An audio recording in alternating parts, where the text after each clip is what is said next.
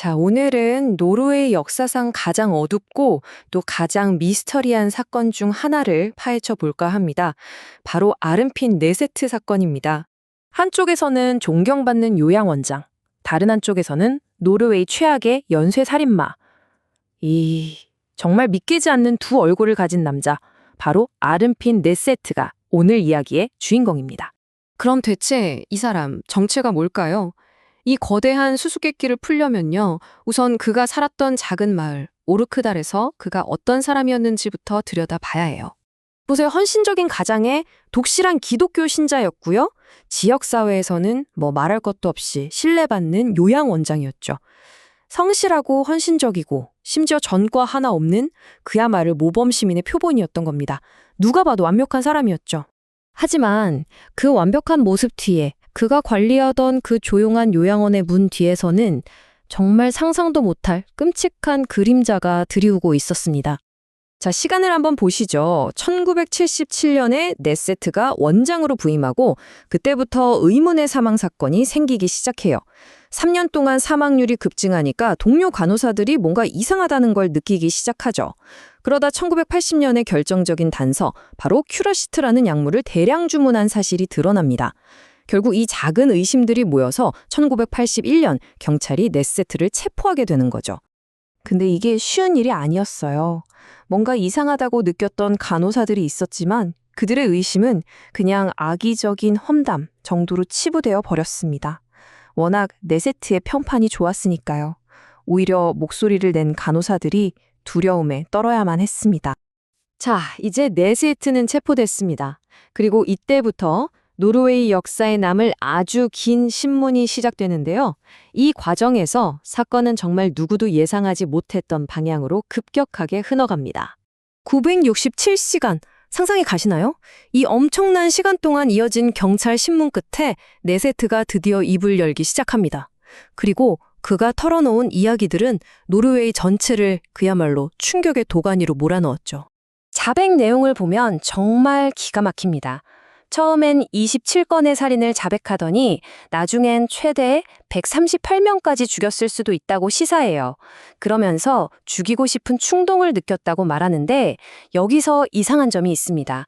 바로 명백하게 알리바이가 있어서 본인이 절대 저지를 수 없는 살인사건까지 자기가 했다고 자백한 겁니다. 대체 왜 그랬을까요? 네세트 본인의 주장은 이렇습니다.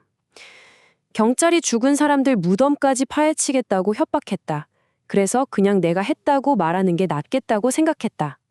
재판을 코앞에 두고 그는 모든 자백을 변복하면서 경찰의 강압 수사 때문에 어쩔 수 없이 거짓 자백을 했다고 주장하기 시작합니다. 자, 이제 무대는 법정으로 옮겨집니다. 이 재판이 바로 노르웨이 사법 역사상 가장 큰 논란을 불러일으킨 재판이 되죠. 바로 증거 없는 유죄 판결입니다. 이 사건의 핵심에는 큐라시트라는 약물이 있습니다. 이게 뭐냐면 강력한 근육 이완제인데요. 이걸 과다 투여하면 호흡 근육이 마비돼서 질식사하게 됩니다.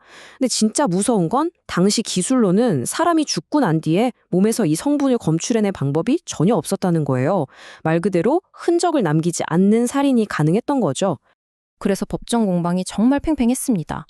검찰은 자백도 있었고 여러 정황 증거가 그를 가리킨다.